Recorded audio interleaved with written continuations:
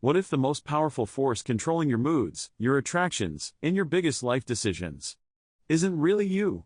Deep inside every man is a hidden feminine archetype.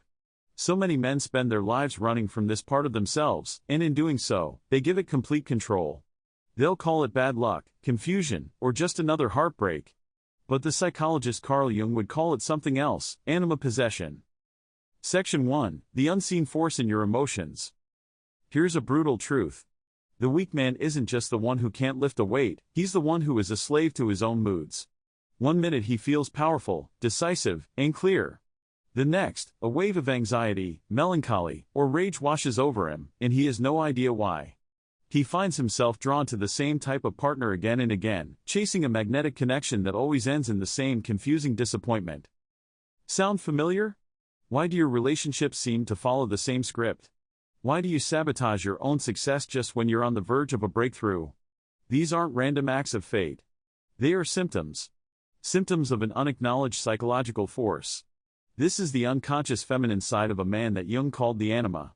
She is the hidden counterpoint to your masculine ego, and ignoring her is one of the greatest sources of a man's confusion and self-destruction. Section 2. Jung's most dangerous discovery, the anima. So what is the anima? To understand why this concept is so powerful, we need to look at one of Jung's most profound discoveries. The anima isn't a sign of weakness. It's an archetype, a fundamental part of the human psyche representing a man's capacity for relationship, intuition, creativity, and emotional life. She is the soul image, the inner force that connects you to the deepest parts of your own unconscious mind. From birth, this inner feminine image is shaped by our first experience of the feminine, our mother. It's then colored by every significant female figure in our lives. But she is more than just a collection of memories, she is an ageless, powerful pattern. Jung wrote that she intensifies, exaggerates, falsifies, and mythologizes all of a man's emotional connections. When a man is disconnected from her, when he denies his own feelings, represses his intuition, and lives only in the world of logic, she doesn't just go away. She seizes control from the shadows. Section 3. The hallucination of modern man. This is where Jung's hardest lesson begins. When a man refuses to build a conscious relationship with his own inner feminine side, he is doomed to project her onto the women outside of him.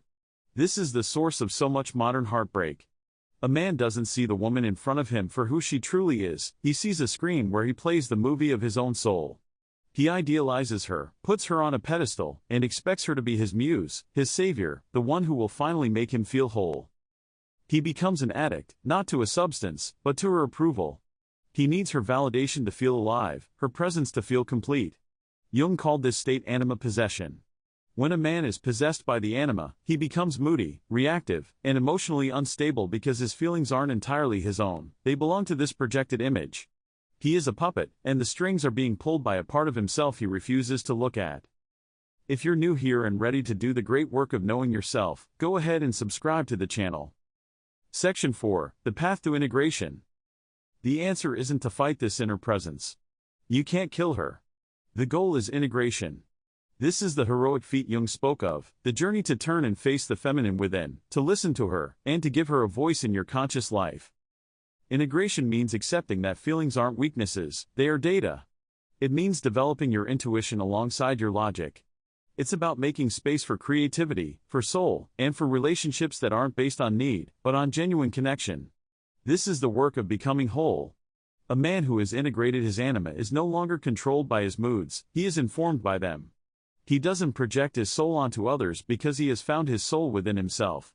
He can love a woman for who she is, not for what she represents to his unconscious. The man who stops running from the woman within becomes the man no woman wants to run from. He's no longer pulled by the strings of projection or possessed by unconscious emotions. He has reclaimed the most vital, creative, and powerful part of himself. The man who no longer fears being alone becomes the man everyone fears to lose. You are not here to beg for approval. You are here to become.